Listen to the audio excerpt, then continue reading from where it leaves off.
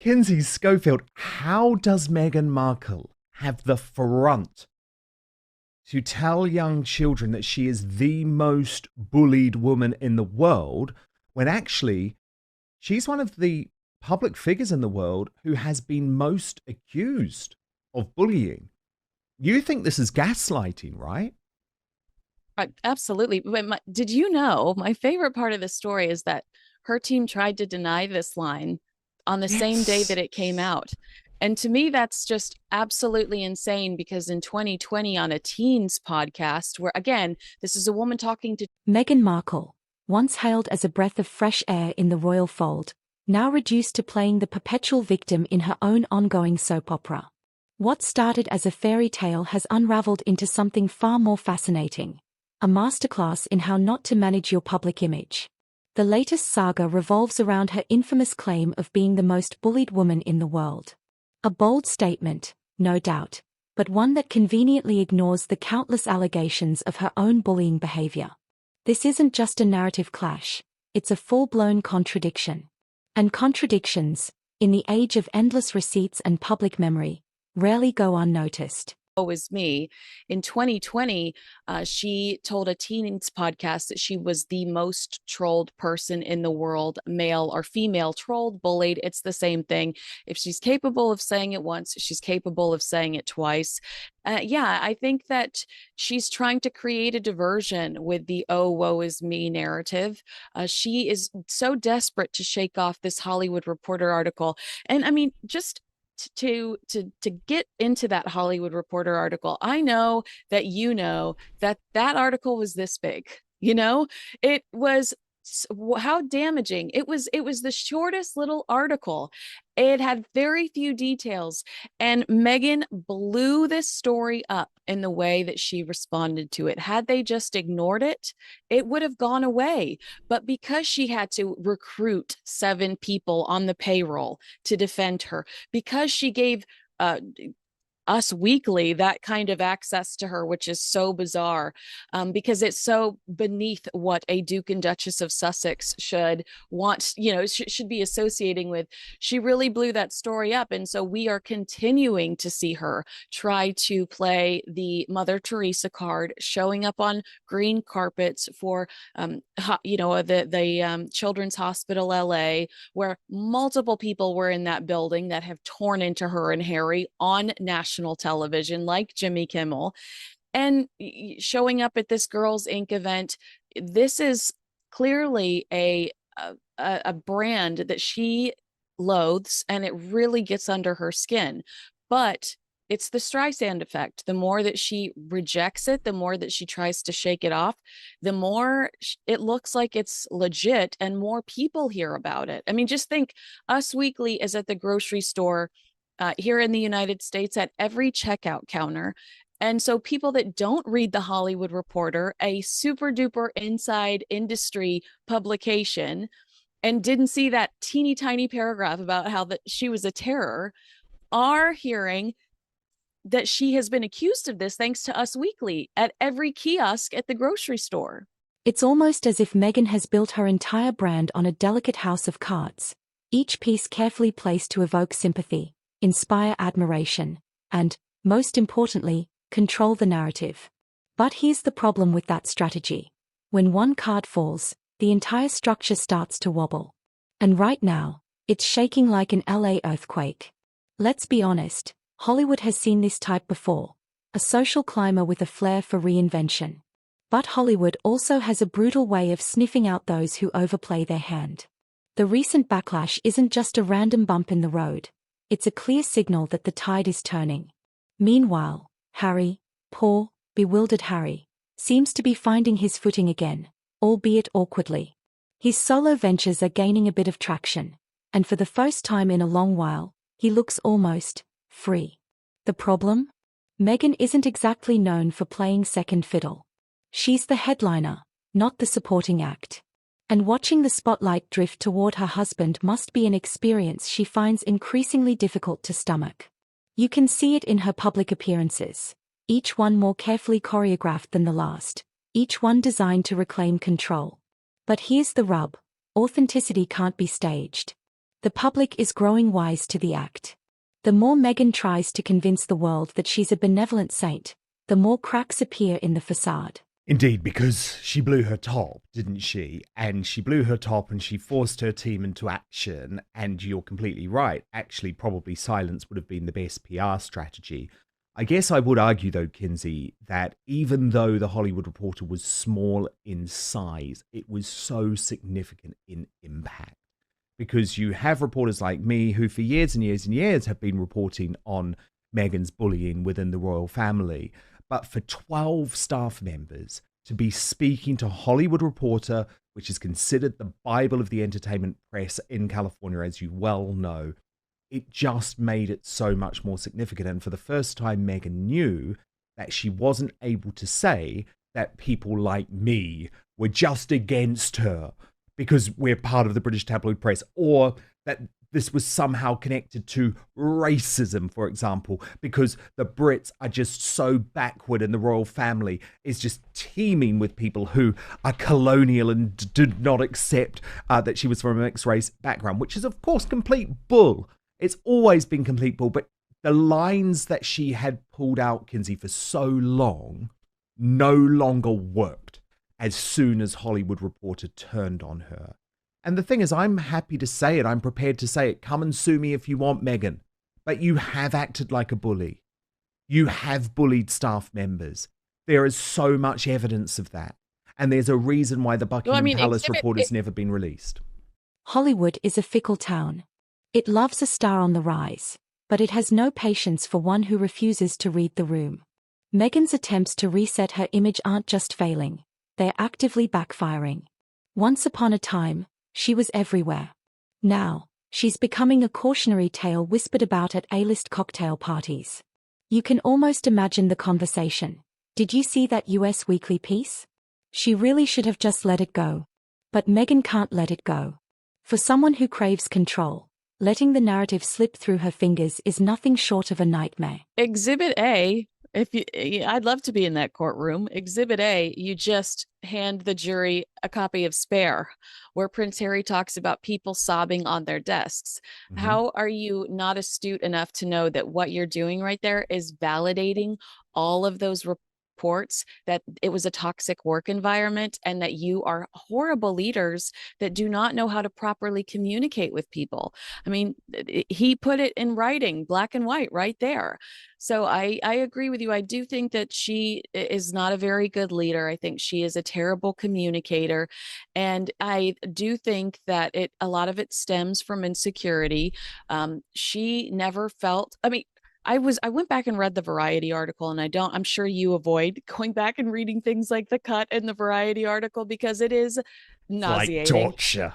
Yeah, yes, but I went back and I read the Variety article recently, and she talked about how she was so hyper paranoid about being replaced on Suits. She kept thinking that they were going to recast her on Suits. 108 episodes, and at one point, the writers and production were like, "Why are you so paranoid about this? Like, chill out." She has a lot of insecurity that she needs to work through. And I think envy and insecurity was really what the issue was when it came to the Princess of Wales, Catherine. Catherine wasn't a mean girl. I don't want to share my lip gloss with people I don't know. There is DNA involved in that. And I just think that she's incredibly insecure, and that is why she treats people so horribly, because she is demanding that you respect her because she wonders if she really belongs there. What's going on with Prince Harry at the moment, Kinsey? Because it feels like he's doing anything to stay away from Montecito, and that he felt far happier when he was on his solo tour, back to doing what he used to do within the royal family, where he essentially doesn't have to do much work apart from show up and be lauded. And he seems to much prefer that to either working hard in Hollywood, certainly, but also touring with Meghan. Because if you compare his expressions and his body language in Colombia, it couldn't have been more different than when he was in New York, London, and South Africa this time around.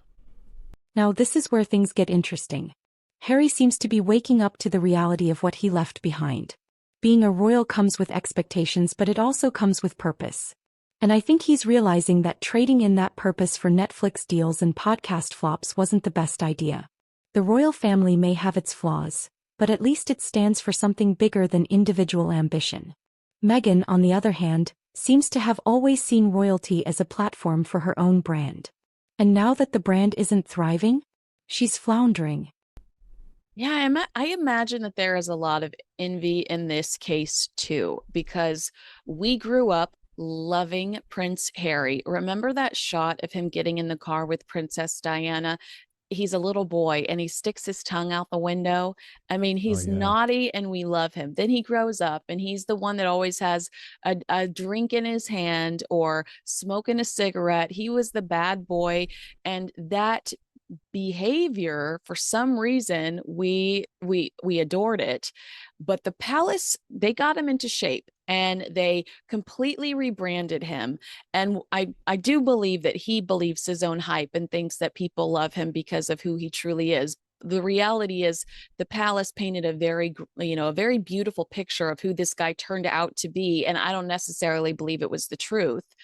But because we are invested in this young man, he's an old man now, but because we were invested in him, the likelihood that we will continue to root for him is so much more deeper than Meghan Markle, who we still don't know. She's a chameleon. We don't know who she is. She just caters to whatever audience she's in front of. She feels totally self-consumed, and we're not invested in her. We're not invested in her success. She seems very disruptive. She seems very destructive. I think she must be incredibly jealous of the fact that Prince Harry can garner some of the positive headlines he has over the last few weeks, while she's got two kids on her hip being torn apart by the Hollywood Reporter and everybody going LOL at Us Weekly magazine. Like, is this a parody? This has got to be a joke. Everybody is fawning over Prince Harry, and that's going to cause problems at home. Ingrid Stewart even recently said people are more likely to forgive Prince Harry than they will ever forgive Meghan Markle. Harry gave Meghan that platform. She didn't have it before. And I think that she must be very envious of Prince Harry's ability to bounce back. And then there's the infamous Hollywood Reporter piece, the one that started it all. A small, almost inconsequential mention in an industry publication. Most celebrities would have shrugged it off and moved on. But not Meghan. No, Meghan turned a molehill into a mountain, mobilizing her team like a war room strategist determined to stamp out any flicker of dissent. The result? A story that would have died a quiet death now lives rent-free in the public consciousness. It's the classic Streisand effect. The more you try to bury something, the more it spreads. By overreacting, Meghan didn't just draw attention to the story, she amplified it beyond anything the original author could have imagined. But here's the thing. Royals have weathered far worse storms. They've learned that survival in the spotlight isn't about controlling every headline. It's about consistency, service, and quiet resilience.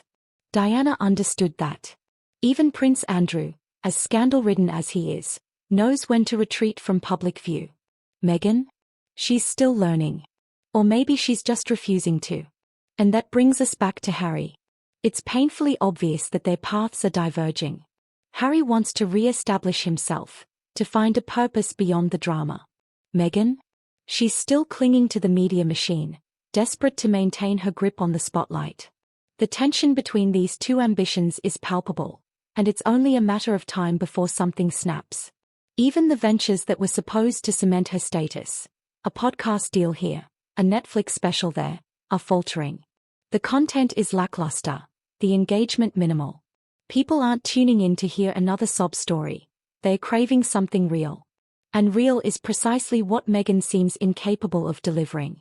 What's fascinating here is the growing divide, not just between Harry and Meghan but between the lives they seem to want. When they first broke free from the royal family, it looked like they were on the same page. A fresh start, a chance to escape the stuffy traditions of Buckingham Palace and build something new. But now? It's clear that their visions were never truly aligned. Harry craves meaning, a way to connect with the world outside his royal bubble. His recent appearances have been less about grievance and more about causes he genuinely cares about. He's trying to rebuild. Clumsily, perhaps, but sincerely. Meghan, on the other hand, has taken a different route, one steeped in Hollywood politics and high society maneuvering. And let's not sugarcoat it, Hollywood is brutal. For every rising star, there are a dozen who flame out spectacularly. Meghan's trajectory started strong, but now she's caught in that dangerous middle ground, too famous to be ignored, but too polarizing to be embraced by the A-list crowd she's so clearly courting. It's the classic tale of ambition outpacing reality. The problem isn't that Meghan aimed high. It's that she underestimated just how quickly the tide can turn when public opinion begins to sour. Hollywood isn't interested in second chances unless they come with a good redemption arc. So far, Meghan hasn't delivered one. And let's be honest, that redemption arc is everything. Without it, you're just another celebrity trying to claw your way back into the spotlight. The bullying accusations didn't help. Whether you believe them or not, they've stuck like glue to her image. In the court of public opinion, perception often matters more than truth. Meghan's continued attempts to brush these stories aside only make them more persistent. What could have been a fleeting scandal became a defining chapter in her story, all because of how it was handled. Dan Wootton's assessment isn't far off. Meghan is constantly chasing control, desperate to manage the message at all costs. But here's the irony. The more she tries to curate her image, the less authentic she seems. And in today's culture, authenticity is everything. Meanwhile, Harry's stepping back into the world with a different energy. He's a man who knows he's been burned but is still willing to take a shot at something new. That willingness to rebuild, scars and all, is what could eventually win people back. But what happens when one half of a partnership wants to rebuild, and the other wants to keep rewriting the past? It's a recipe for tension that's becoming harder and harder to hide. And here's where the cracks become impossible to ignore. Their body language tells a story far more compelling than any press release. The warmth that once defined their public appearances has cooled into something far more businesslike. Harry looks eager to move forward.